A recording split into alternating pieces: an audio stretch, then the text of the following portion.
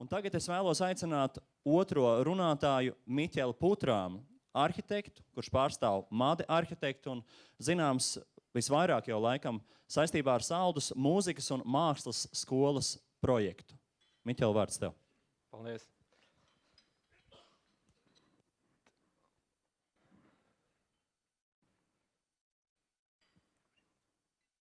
Es apskatās uz augšā vienu. Uz leju. Es atgādināšu tiem, kas nevēlas uzdot jautājumus publiski, vai tiem, kas mūs skatās internetu tiešraidē, ir iespējams to darīt elektroniski, Twitterī, izmantojot mirkļbirki jeb hashtagu Radi Latvija. Šie jautājumi nonāk pie manis un tad vai nu uzreiz runātājiem pēc viņu lekcijas vai arī diskusiju laikā šie jautājumi izskanēs.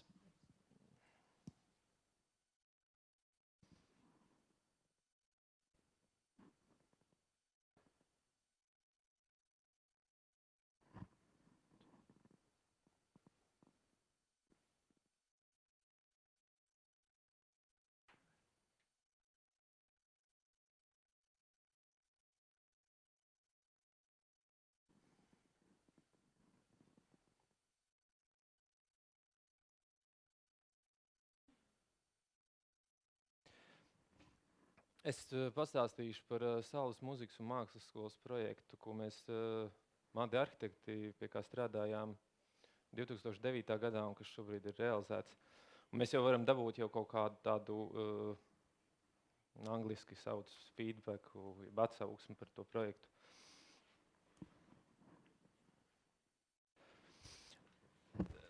Es domāju, par ko runāt, un teiksim, šis vingrotavas asociācija man liekas ļoti interesanta tieši ideja līmenī, bet tad pienāk viens brīdis, kad ir jāpieņem šis dizaina lēmums vai jāveic dizaina izvēles, kas man liekas vēl daudz būtiskākas par to ideju apjomu, kas var rasties. Un tādēļ es īsi varbūt no šīs skolas projekta gribu pastāstīt par trim lēmumiem, jeb trim izvēlēm. Kopējā projektā tās bija, es pieņemu, ļoti daudz, simti, varbūt tūkstoši, pat dažādās niansēs, detaļās. Un piemēram, mēs arhitektūrā lietojam Latvijā vārdu projektēšana, kaut gan angliski projektēšana ir tas pats dizains. Un ja mēs tiešām, teiksim, to dizainu paplašinām visplašākajā pakāpē, tad saprotam, ka katram pieņemtajam lēmumam ir milzīgas konsekvences. Un tieši šo dažādo lēmumu saistības un kombinācijas var būt ārkārtīgi iedvesmojošas vai arī tieši otrādi. Šeit ir Saldus kādos 90. gados, un mēs varam redzēt šo skolas plānoto vietu, kas ir diezgan neliela teritorija. Un pirmais šis mūsu priekšlikums ietvēra risinājumu, ka skolu nenovieto zemesgabala vidū, bet atbīda ziemeļpusē, un mums izveidojās pilsētā publisks priekšlaukums. Šim lēmumam tam nav nekāda sakara ar estētiku vai ar kaut ko. Tas ir vienkārši kaut kas tik vienkāršs, kas, teiksim, šobrīd skatoties uz jau realizēto vidi, liekas pašsaprotami, bet konkursā pārējie projekta priekšlikumi bija savādāki, un tur nebija laukuma. Un tāpēc šis laukums, ko īstenībā mēs nosfaltējām, viņš salīdzinoši plašs, saulains dienvidu priekšlaukums, mūsuprāt, tā veiksme ir tajā, ka viņš rada vairāk iespējas nekā regulē lietotāju, jeb apmeklētāju, jeb saldinieku, jeb viesi. Un tas ļoti labi pierādījās uzreiz tikko pēc būvs nodošanas, kad Saldus svētki pārvācās uz šo jauno laukumu. Un tādā situācijā mēs varam redzēt, ka īstenībā šis potenciāls cilvēku daudzumam ir vēl lielāks. Tieši tāpat šis segums un arī konfigurācija un izvietojums tika izmantotas motociklistu sajietā. Nu, arī šāda mazpilsētas kultūras aktivitāte. Un, protams, zīmēšanai mākslas skolas skolniekiem uz asfalta.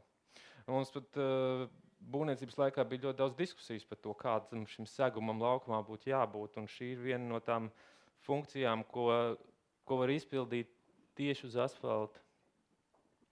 Otra interesanta tāda, teiksim, dizaina risinājums vai dizaina lēmums bija tas, ka dēļ šīs kompaktās mājas uzbūves mums bija nepieciešams, mēs uztaisījām 3 iekšpagalmus, kas atrodas starp mākslas skolu, kas ir šeit zaļa, un starp mūzikas skolu, kas ir citā krāsā. Un blakus arī galvenā koncertzāle. Un šie 3 pagalmi, mums viņi galvenokārt bija kā tādi ideiski savienotāji, kas rada iespēju vienai skolai ar otru skolu saskatīties, sazināties, arī, teiksim, pilnveidot savu tādu to disciplīnas lauku, bet mēs nezinājām, mēs sākumā neaptvērām, cik ievērojami lielāks potenciāls slēp šie 3 pagalmi. Šeit viņus var redzēt 1, 2, 3 pagalmiņi. Un tas, kas jau šobrīd ir jūtams, ka viņi ir milzīgi spēcīgas gaismas avots.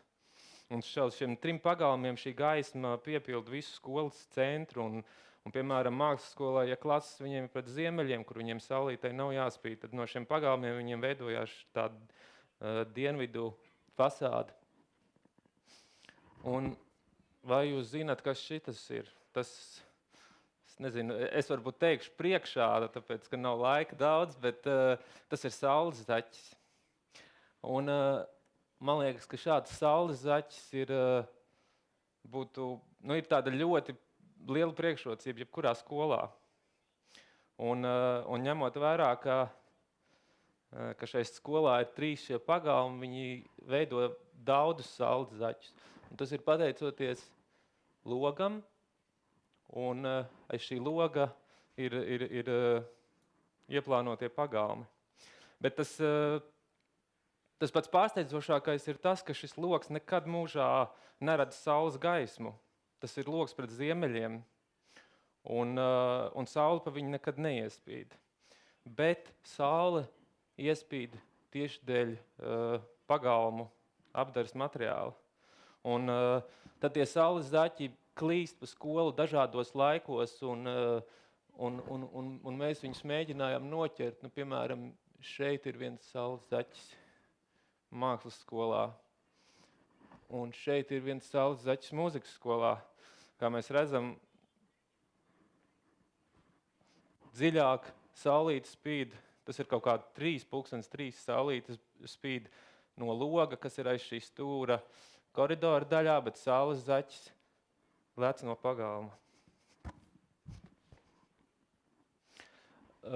Trešā tāda, mana, teiksim, tāda varbūt tehnoloģiski vis tāda pievilcīgākā lieta, jeb lēmums, ko mēs īsti telpā nevaram novērtēt, ir tas, kā dizaina lēmumi ietekmēs klimatu.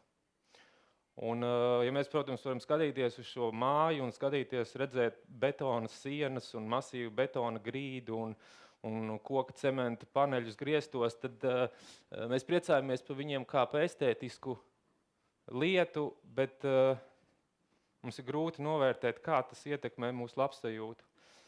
Un, lai to saprastu, mēs uz šo pirmo skolas ziemu mēs ielikām sensoru telpā un mērījām gan mitrumu, gan temperatūras, gan dažādus citus parametrus.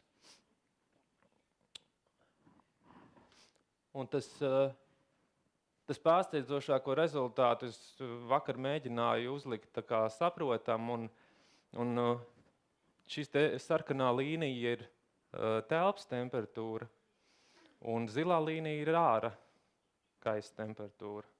Un šīs te posms ir pēdējais mēnesis.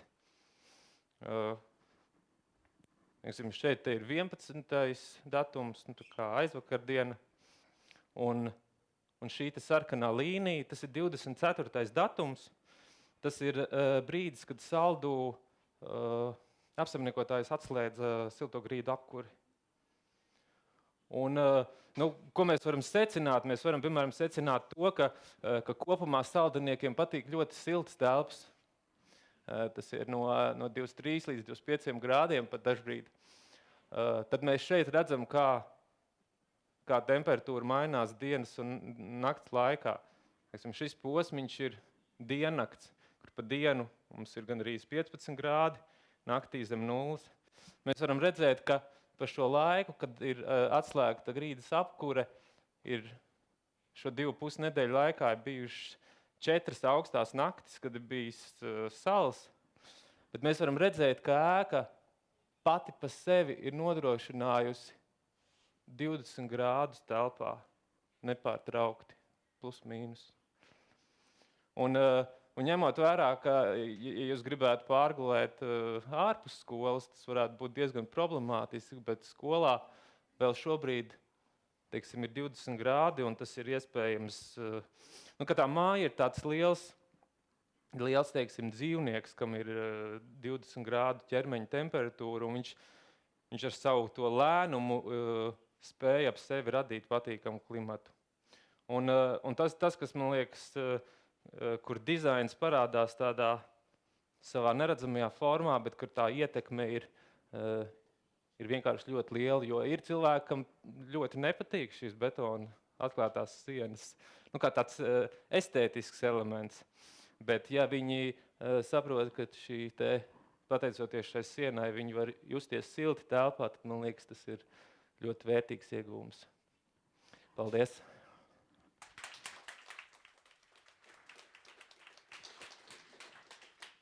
Paldies Miķelim. Jautājumi? Brīnišķīga skola Saldū. Jābūt taču vismaz vienam jautājumam. Lūdzu. Jā, es tur biju aizbraucis pirms kaut kādu pusotru mēnešu. Mums bija izstāde mūsu skolas darbu. Un brīnišķīgi tiešām ēka. Man tikai tāds praktisks jautājums uzreiz radās. Kā no tiem iekšpagalmiem sniegu dabūna laukā?